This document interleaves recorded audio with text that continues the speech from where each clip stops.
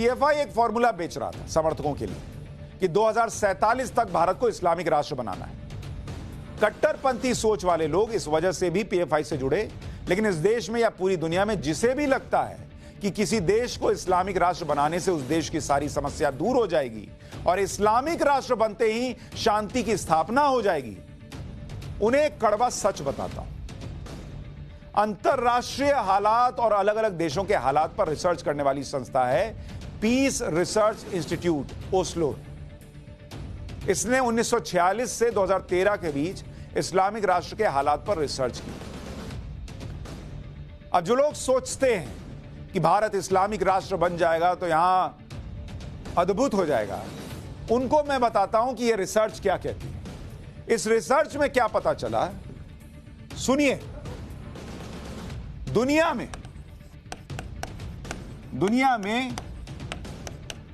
कुल इस्लामिक राष्ट्र कितने हैं? कुल इस्लामिक राष्ट्र जहां इस्लाम चलता है, इस्लाम का कानून चलता है, शरिया कानून चलता है, ऐसे देश हैं 57 देश जहां इस्लामिक कानून चलता है। इनमें से रिसर्च कितने पर हुई? रिसर्च हुई 50 देश पर।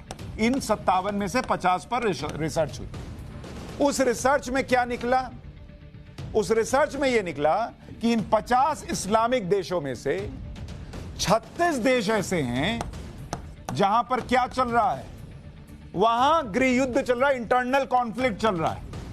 इंटरनल कॉन्फ्लिक्ट चल रहा है, यानी अपने में ही लड़े मरे जा रहे हैं।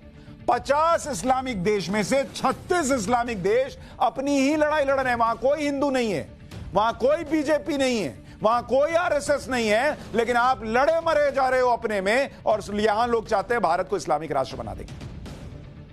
गृह युद्ध चल रहा है बॉस उन 36 देशों में, यानी करीब करीब 72% देश हो गए इस्लामिक राष्ट्र जहां पर आंतरिक कलह चल रही है। आंतरिक कलह का मतलब है कि यहां पर आर्थिक सामाजिक स्थिरता नहीं है, अशांति है। साल 2012 में पूरे दुनिया में हथियारों के साथ 6 इंटरनल कॉन्फ्लिक्ट हुए थे। 2012 में 6 आंतरिक कलह, इंटरनल कॉन्फ्लिक्ट हुई 2012 में, और ये सभी 6 इंटरनल कॉन्फ्लिक्ट कहां हुई? ये सारी की सारी इस्लामिक कंट्रीज में हुई। एक भी दूसरा देश नहीं था, वो सारे देश जहां शरिया कानून चल रहा है, जहां इस्लाम माना जाता है, वो सारे देश थे इस्लामिक देश जहां आंतरिक कलह हुआ 2012 में। आपका कोई बाहरी दुश्मन नहीं है बॉस, ये नैरेटिव आपके दिमाग में भरा जाता है।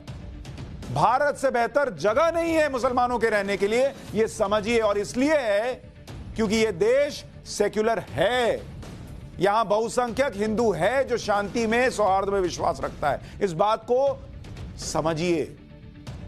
और जो 6 देश बता रहा हूं जहां इंटरनल कॉन्फ्लिक्ट हुआ, उसमें Afghanistan, Pakistan, Sudan, Somalia, Syria और यमन जैसे देश शामिल हैं।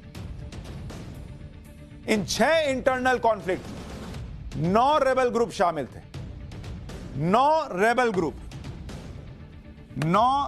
रेबल ग्रुप इसमें शामिल थे। और इन 9 रेबल ग्रुप में, यानी जो विरोध कर रहे थे, उसमें से 7 ऐसे थे जो इस्लामिक विचारधारा को मानते थे। अब बताइए, मतलब सबकी विचारधारा भी एक है, फिर भी आपस में लड़े जा रहे हैं, मरे जा रहे हैं। यह होगा इस्लामिक राष्ट्र अगर भारत बनेगा तो।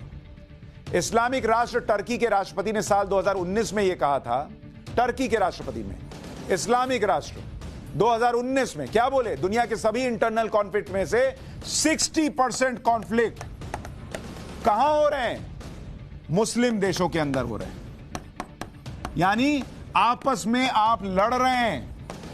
60% कॉन्फ्लिक्ट ये हो रहे हैं मुस्लिम देशों में। दुनिया के एक मुस्लिम देश का राष्ट्रपति कह रहा है, कोई हिंदू कह देगा तो आप कहेंगे अरे ये तो बदनाम करने के लिए कर रहा है। ये होता है इस्लामिक राष्ट्र बनने का मतलब। और इसीलिए शुक्र मनाइए कि भारत इस्लामिक राष्ट्र नहीं है, एक सेक्युलर राष्ट्र है। और जो लोग आपके दिमाग में ये जहर भरना चाहें कि इसको इस्लामिक राष्ट्र बनाना है, उनको दिखाइए उनको बोलिए कि अगर देश में इस्लाम आ जाने से अगर सब अच्छा होता है तो दुनिया के 50 इस्लामिक राष्ट्र में से जिन पर रिसर्च हुई उसमें से 36 में इतनी अशांति क्यों है भाई?